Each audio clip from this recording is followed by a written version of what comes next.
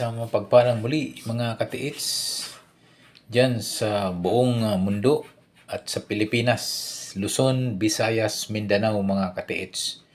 Ito mga katiits, bago po ako mag-umpisa at shout out muna sa mga katiits po natin dyan sa Luzon, dyan sa Visayas, at dyan sa Mindanao. Especially kay katiits sa Rolly, Adlaon Luok.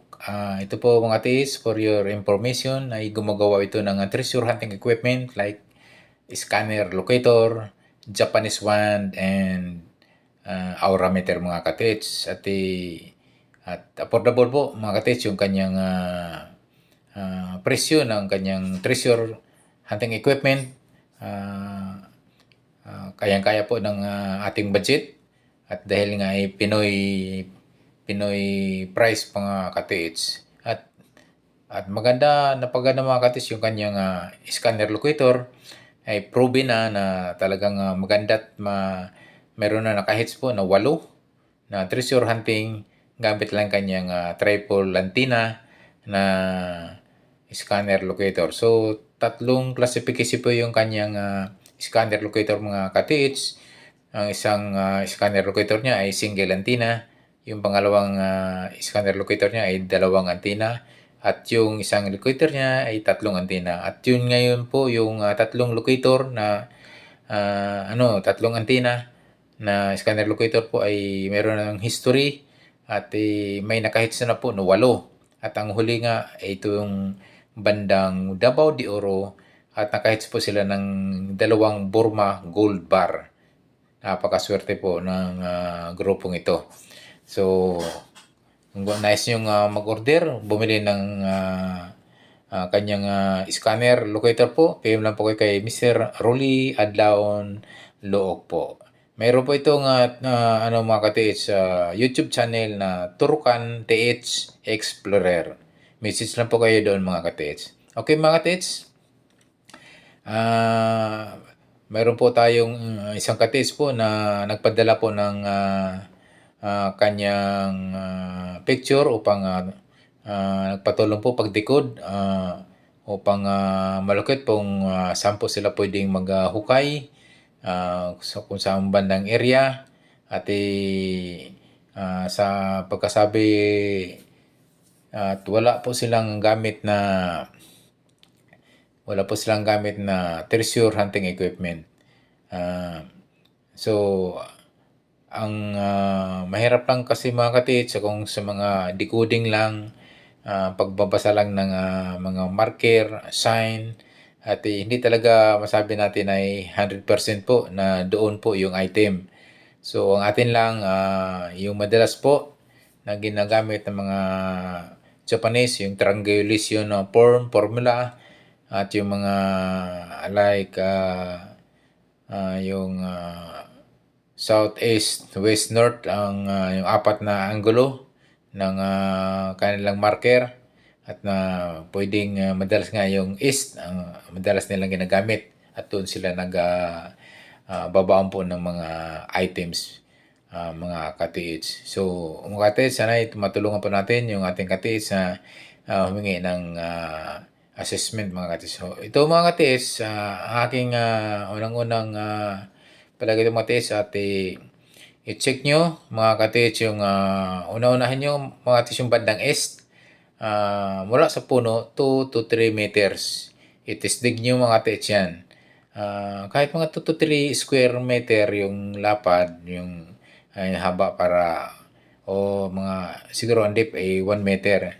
Try nyo mga katiits. So kung wala, try nyo rin yung mga katiits yung north, bandang north. So ganun din, 2 to 3 meters ang layo mula sa puno. Then tisdig din nyo yung south, 2 to 3 meters mula sa puno. Ganun din po yung west. 2 to 3 meters mula sa puno mga katiits. Kasi lalo kasi wala po kayong treasure equipment na magagamit. Pwedeng madali sanang madetect kung mayroon kayong treasure hunting equipment mga katiits. So Yan naman mga katis, kung kayo'y mayroong makuha at mahiraman, at kahit yung ano mga katis, mura, mura lang naman yan mga katis, yung scanner locator, isa yan sa pinaka-the best ang sana ay madala nyo dyan. Samahan nyo na ng metal detector kung mayroon kayong metal detector. So, ito yung mga katis, i-check nyo ito ng paikot, itong paikot ng puno na ito mga katiits. Baka may mga counter sign ito mga katiits, baka may mga bato dyan, o baka may mga puno din na mayroong markings, may mga nakaukit na symbols dyan. So, double check nyo yung paikot. Ang layo mga katiits, mga 5 meters. 5 to 6 meters po, or 4 to 5 meters po ang layo dyan sa punong kinalalagyan po itong puno na ito. I-check nyo po yung paikot, kasi baka mayroon po mga bato dyan na pwedeng nagiging countersign at pointers po doon sa item na kinalalagyan ito. So ito'y magandang markers po ito. Itong old tree nito, century old tree, dahil ito'y napakatanda na. So isa po kasi sa mga ginagamit po ng mga Japanese, yung mga punong kahoy, likely mga baliti, mangga, tuog tree. So madaming mga kanilang ginamit para sa markings mga ka-TH. So ito po yung mga TH, kung kapag provide po kayo ng treasure hunting equipment like scanner at metal detector, i-detect nyo mga ka-TH mula sa puno. Okay, unahin nyo yung kahit unahin nyo 2 to 3 hanggang 4 meters mula sa puno. I-detect nyo po ng scanner locator or metal detector. So, ganun din po yung opposite side niya, yung west, mga ka-TH. 5 to 4 meters din, i-detect nyo ng metal detector or scanner locator. Ganun din po yung norte, 5 to 2 to 3 to 4 meters ang layo. I-detect nyo rin ng metal detector and scanner locator. Same yung kanyang opposite na sa south. Ganun din po. So, i-detect nyo po. Malay mo yung may masagap pa yung signal na pwedeng kasi kadalasan mga katiits kapag puno kasi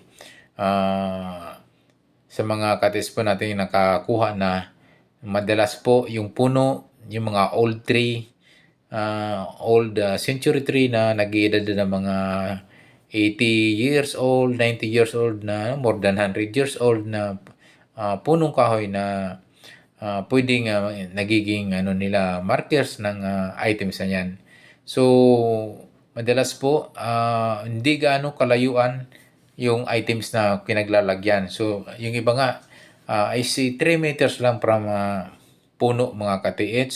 At yung lalim nga lang minsan na kinalalagyan ay nasa wala pa ng 1 meter ang lalim mga ka-TH. So, may mga giveaways na po na nakita ng ating mga ka-TH na treasure hunter. So, sana po mga ka-TH, tulungan po natin pagdikod kasi nga para naman mahanap po at malukit yung area kung saan po yung ang kinalalagyan po ng items sa isang marker na old century tree na yan ay madalas nga ginagamit ng mga Japanese para pinaka-marker ng kanilang items na binabaril po. So, ganito po. Muli, i-check nyo yung east, then yung north, check nyo din. Then yung yung west, sunod nyo na rin yung bandang south mga ka-TH. So, yan mga ka-TH, ay sana ay nakatulong kami sa pagdekod o nagkaroon ng konting linaw po at kung saan po yung area na dapat itisdig o hukayin para sa items na pwedeng kinalalagyan mga katiits. Okay, maraming salamat mga katiits. Thank you for watching. Yung mga bago pa lang sa aking YouTube channel, don't forget to subscribe and huwag kalimutan pagpindot po ng aking notification bell button para po updated po kayo sa mga video po na aking ipapalabas mga katiits. Okay mga katiits, muli maraming salamat po sa pag-suporta nga pala sa aking YouTube channel po. Huwag po kayo sanang magsawa sa panonood po ng aking mga videos na in-upload po dito sa Al Yamasita TV mga katiits. Muli, maraming salamat. Thank you so much. God bless us always.